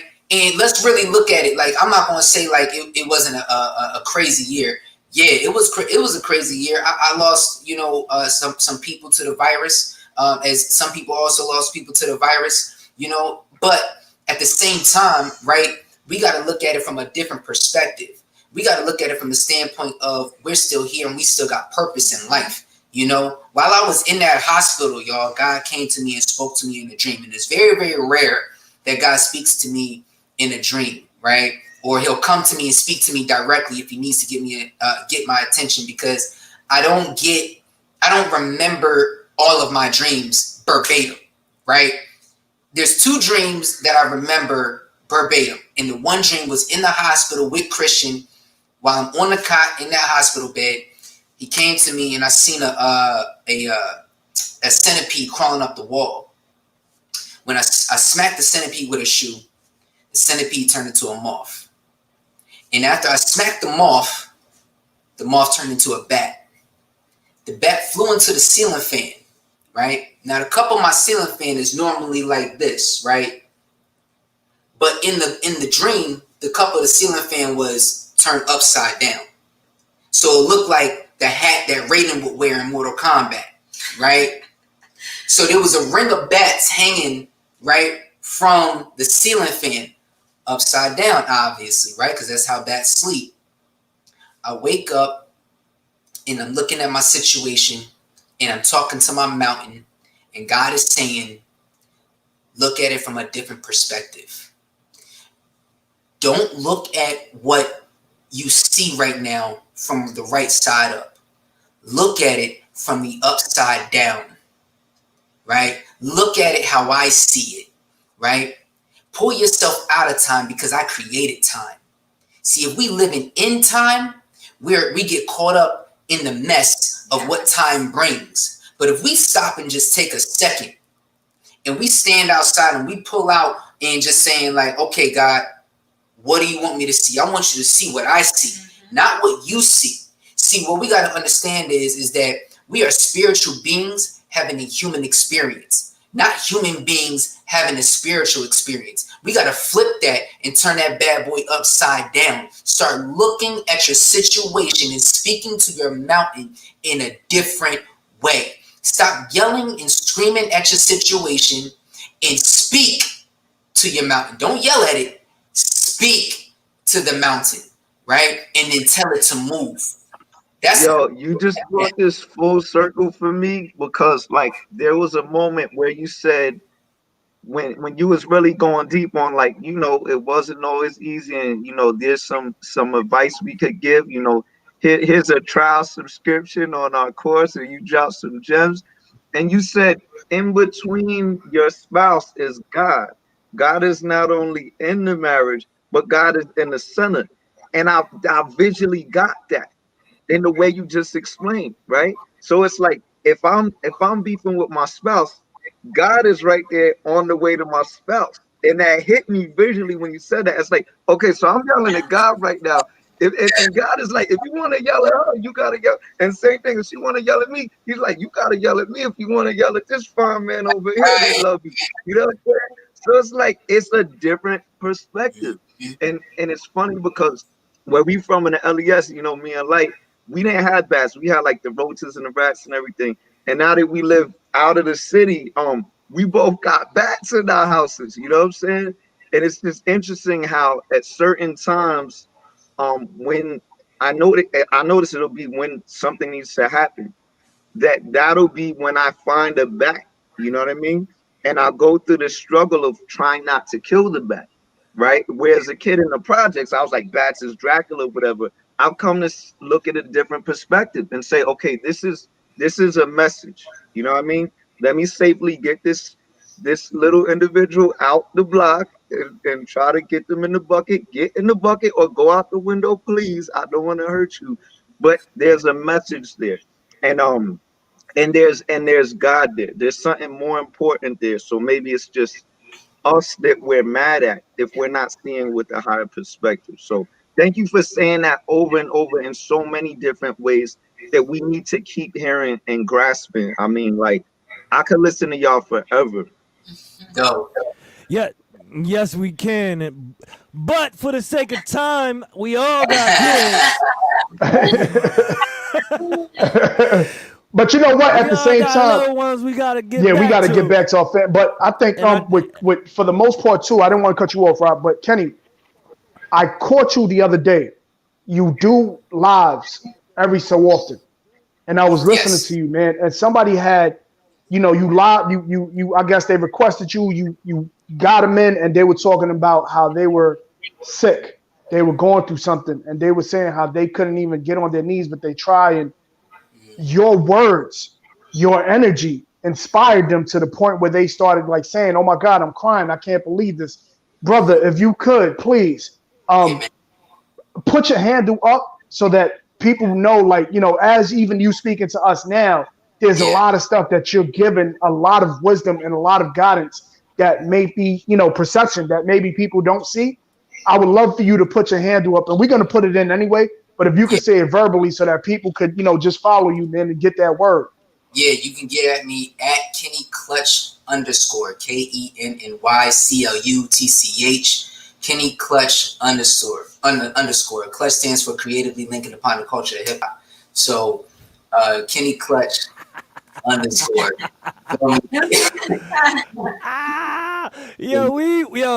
we be flipping some acronyms, yo. Like, yo, that's crazy. Yo, that is wild, man. I love it. So that I do the lives every morning, 7 a.m. East Coast time, 7 a.m. between 7 a.m. 7:15 a.m. We get it popping, and then I do them at night between 10. I go live like around between 10 and 10:15 East Coast time, and I do that because, you know, we got like, I think, over 107,000 followers at this point. So there's people from all over the world, different time zones. So I make myself available for those people. I don't want to shut anybody out, and everybody need prayer in my eyes. I don't care, you know, who you are. I don't even care if you're an atheist, yo. You're going to need some prayer at the end of the day. So straight up and down. And you can argue that till the cows come home. We ain't going to get into that. But, you know, I make sure that I give prayer and motivation every single day. I'm on a 40 days and 40 nights of prayer and motivation. That's what we on right now. And today is day number 8, right? It's day number 8. Day number 8. Infinite number.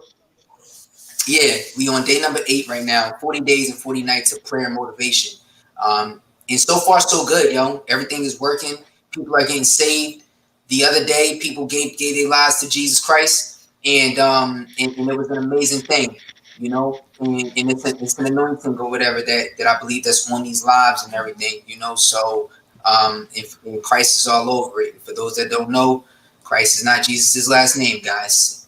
All right, Christ, the Christ, which is Jesus, the anointed one. Feel me? Right. So, Beautiful. Any last minute, any last second things you guys want to put out there?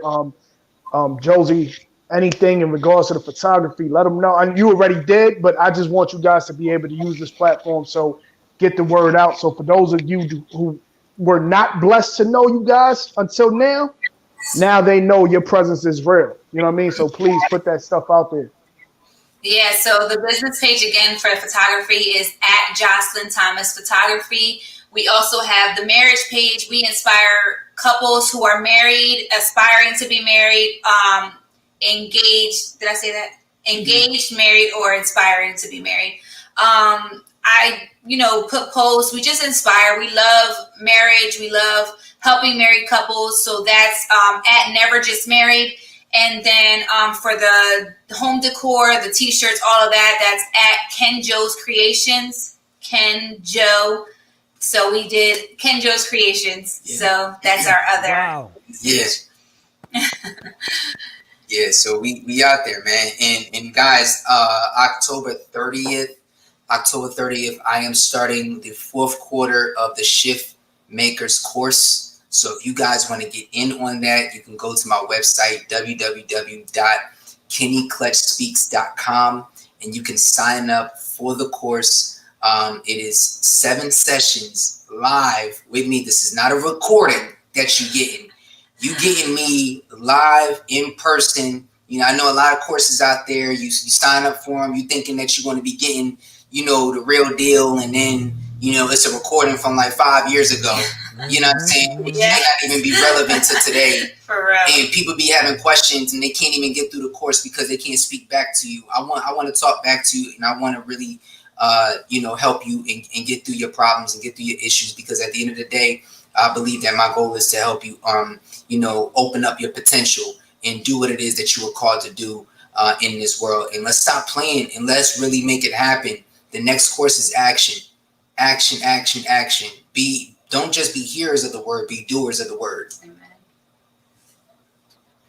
We really appreciate you coming by on our first episode of the 3rd season.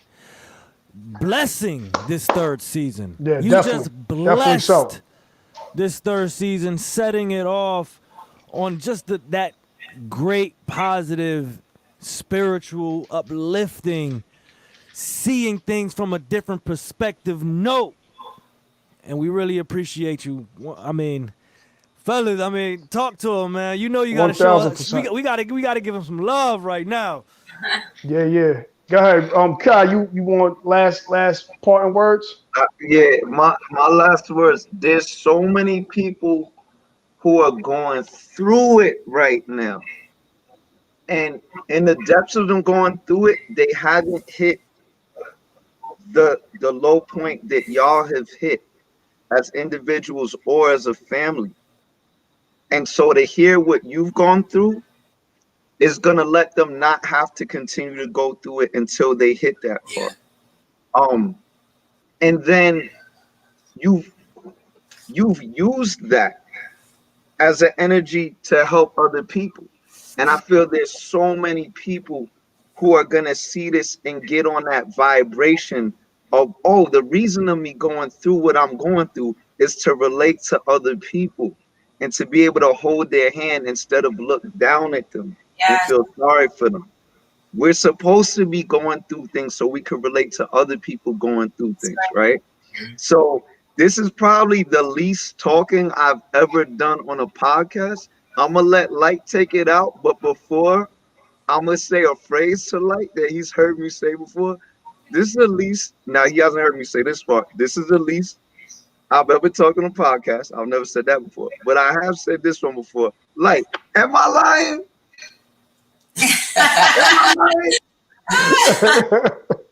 Nah, man. So I just want to. So a couple of things, right? And we're gonna get into something else too in a second. But I wanted to take the opportunity. I wasn't gonna necessarily. I wanted to personally, publicly apologize to the both of you guys. Made a live. Head wasn't right at the time. I had got the news of one of my old students who passed away. Rest in peace, Antonelli. Rest in peace, Magic. Much love to you, young brother. But during that time, and that's why I got to you guys privately, and I said I knew, I didn't know, but I should have knew better to go on the live with my mind not being right. But I didn't even know how it affected me. But the fact that, so pretty much what happened was I called you guys the Thompson family and the Thomas family. And then I played myself and said my little guy, Kristian, had autism and not Down syndrome. And I know the story so well. Like I said, my brain wasn't even right and I should have known better. But I want to publicly, because I made that public, want to publicly apologize to you guys and speak on how empowering and how enlightening the both of you were to sit there and be like, it's nothing, brother, don't worry about it, it's a mistake. And that's and please pardon me for even bringing that private part up out of it, but the amazement that I was like, wow, here it is, two family members. And I got to be real with you, Josie, I really was like, damn, no disrespect to you, Kenny, but moms, I'm like, I'm so sorry, you know what I mean? When you was like, don't worry about it, you good, I said thank you so much, you know what I mean? So I was sorry then, I'm sorry now, and I thank you guys for even blessing us with your presence, because truth of the matter is I think you did so much good for so many people right now. They're going to watch this live now and watch this, on the archives and watch the YouTube. You two are an amazing couple, and I want to salute, applaud you, let you know straight off the back, anything that we can do, SoundMinds, the family, that we can do for you guys in any way, shape, or form, please let us know. We're here for you guys. please give my little man Kristian a hug for me and the rest of the children too. I don't ever want to like separate and why they don't show us love. So please, thank you so much. So much. Keep doing what y'all doing. We need it. You know what I'm saying? Especially now, we need it. Some of us, even in our calls, some of us, like we're all going through our own things and we're all going through the trials and tribulations. And that's why I came up with the name, Triumph Through Tribulations, because we know what trials and tribulations is, but you guys speak upon more of an aspect of the triumphs of all those trials and the tribulations. So thank y'all for showing that. We're here. You know what I'm saying? We're here, and anything that you guys need, please let it be known. If I could say something real quick, just for you three kings, you know what I'm saying, just to encourage you, you know what I'm saying. I think that this is an awesome platform. Number one, because I'm just learning about you guys. I think it's dope the setup, and if there's anything that I could do to help, to push it, I'm going to do that. I'll use my platform, to go ahead and big it up, push it out, But for you and your families, you know what I'm saying, understand this. Y'all the kings, right? Y'all the head and not the tail. You feel me? So whatever the enemy tries to throw your way, always be on alert. You put up your shield, you put on your helmet, and you use your sword, which is the armor of God. You feel me? And you use that every single day, and you protect your family no matter what. What I always do every morning, like my wife said, I get up 4:30 in the morning, because I got to get prepared. And if we're prepared for the enemy, you know what I'm saying, because they're going to try and breach, they're going to try it. People sit there and try us every day at our jobs, out in society, maybe at the supermarket, while we driving on the road, wherever. They always trying us, right? But what we got to always do is continue to show love, because those spirits are the ones that need us the most. Mm-hmm. You know what I'm saying? So my man Inky Johnson said, how you respond to anything is how you respond to everything. And I thought that was super powerful. So I say to you kings, continue to push forward. Many, many blessings. Thank you guys for having us on. And I pray that this is the third season. This the blow up season. This the blow up season. We're gonna claim that. It's the blow up season right now. SoundMinds for that. SoundMinds for that. Definitely. Blow up season. So every guest that comes on after this, do it like even bigger, even better than us. And we're expecting you to do it bigger and better and continue to grow this platform, because we believe that every person that comes on here is here for a reason. So go ahead and lay it down and lay a blazing trail or whatever fire. Everybody just drop bombs. Let's go. Double salute to that, man. Thank you very much, Let's man. Let's go. Thank you. Appreciate that. Yeah. We need those words of encouragement. And we know your word is powerful. We know. we already know the result. Listen, back 2-2, it says, write down the vision, make it plain. But what we don't ever really see after that is, although it may linger, when it comes to the end, it is now time for its true purpose to take place at the appointed time. So even though it may look like it's there for a long time, it may look like, why ain't we there yet? Yo, leave it up there on the board. I left that up there all year long since the beginning of 2020, yo. And I'm about to close on my crib, y'all. Stop playing. Let's go. I can go for days. SoundMinds for that. SoundMinds for that.